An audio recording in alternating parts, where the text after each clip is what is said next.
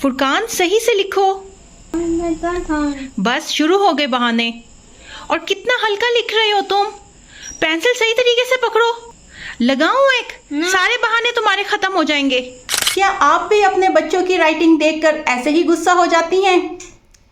इसमें कसूर बच्चे का नहीं है, बल्कि उसकी कमजोर पेंसिल ग्रिप का है। बच्चे को डांटने या मारने से पेंसिल ग्रिप ठीक नहीं होती है, बल्कि ये उन मजेदार गेम से ठीक होती है जो आज की वीडियो में मैं लेकर आई हूँ।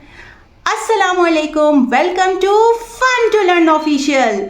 आज की वीडियो में मैं लेकर आई हूँ बहुत ही अमेजिंग पेंसिल ग्रिप एक्टिविटीज, जिनको प्री राइटिंग एक्टिविटीज भी कहते हैं, जिनसे आपके बच्चे की हैंड स्ट्रेंथ बहुत ही ज़्यादा मजबूत होगी, पेंसिल ग्रिप बहुत ही ज़्यादा इम्प्रूव हो जाएगी।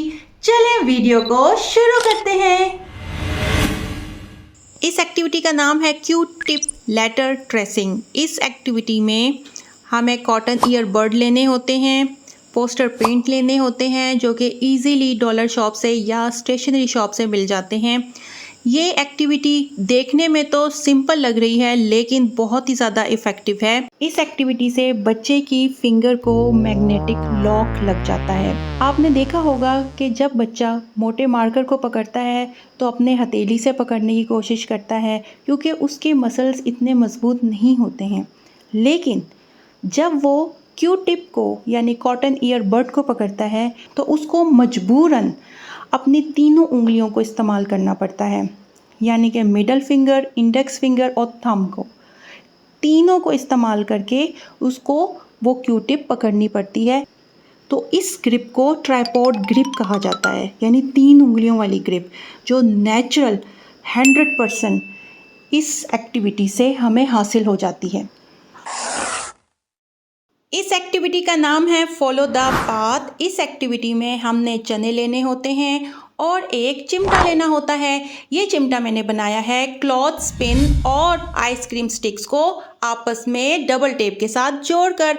आप ग्लू गन का भी यूज़ कर सकते हैं। इस एक्टिविटी का सबसे बड़ा फ़ायदा ये है कि ये बच्चे को पेन फ्री राइटिंग सिखाती है। देखने में तो ऐसा लगता है कि जैसे बच्चे के हाथ थक रहे हैं इस एक्टिविटी को करने से, लेकिन असल में बच्चे के हाथ को रिलैक्सेशन मिल रही होती है। बच्चे के हाथ रिलैक्स हो रहे होते हैं, उनका मसाज हो रहा होता है, और इसको हम फिंगर आइसोलेशन कहते हैं। आमतौर पर देखा जाता है कि जब बच्चे लिखते हैं तो अपने हाथ को बहुत ही ज़्यादा सख्त कर लेते हैं, अकड़ा लेते हैं, जिसकी वजह से दिमाग को पेन का सिग्नल जाता है और बच्चे ये शिकायत कर रहे होते हैं कि हमारे हाथ में दर्द हो रहा है। लेकिन जब हम ये एक्टिविटी बच्चे को करवाते हैं तो बच्चे की सिर्फ 3 उंगलियों पे काम हो रहा होता है, जिसे हम ट्राइपॉड ग्रिप कहते हैं, जिन उंगलियों से हम पेंसिल पकड़ते हैं, जो मैंने आपको पिछली एक्टिविटी में बताया, और बाकी की उंगलियां और हाथ रिलैक्स कर रहे होते हैं।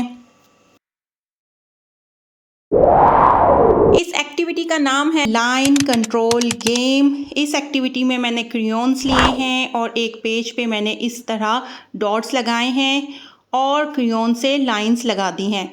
मैंने क्रेयॉन्स इस वजह से यूज़ किए हैं क्योंकि इनका टेक्सचर नरम होता है, सॉफ्ट होता है, तो बच्चों को लाइंस लगाने में आसानी होगी। इस एक्टिविटी का सबसे बड़ा फ़ायदा यह है कि इससे हैंड कंट्रोल आता है। आपने देखा होगा कि जब हम गाड़ी चलाते हैं तो हमें ब्रेक लगानी पड़ती है, मोड़ना पड़ता है, स्पीड कम या ज़्यादा करनी पड़ती है। तो इसी तरह बच्चे को पेंसिल यूज़ करते हुए उसको फिंगर्स को घुमाना, मोड़ना और ब्रेक लगाना आना चाहिए। और ये एक्टिविटी बच्चे की मदद करती है उसकी फिंगर्स को फ्लेक्सिबल करने में, जिसे हम दूसरे अल्फाज में कहते हैं डायनेमिक कंट्रोल। इस एक्टिविटी का नाम है बैलून पेंट मैच। इस एक्टिविटी में हम पोस्टर पेंट यूज़ करेंगे और मैंने टिश्यू रोल को स्मॉल सर्कल्स में काट कर कागज़ पर चिपका दिया है और वाइट बोर्ड पर इसको वर्टिकल वे में रख दिया है और ऊपर एक पैटर्न बना दिया है। बच्चे को पैटर्न के मुताबिक बैलून्स को कलर करना पड़ेगा। इस एक्टिविटी से बच्चा वर्टिकल सरफेस राइटिंग करना सीखता है। वर्टिकल राइटिंग करने से या पेंटिंग करने से बच्चे को 2 फ़ायदे हासिल होते हैं। एक तो उसका शोल्डर मजबूत होता है जिससे उसका हाथ दर्द नहीं करता, और दूसरा ये कि उसकी रिस्ट की मूवमेंट होती है जिससे उसको पेंसिल कंट्रोल करने में और आसानी हो जाती है। Please like, share and subscribe और कमेंट में मुझे बताएं कि आपको किस टॉपिक पर वीडियो चाहिए।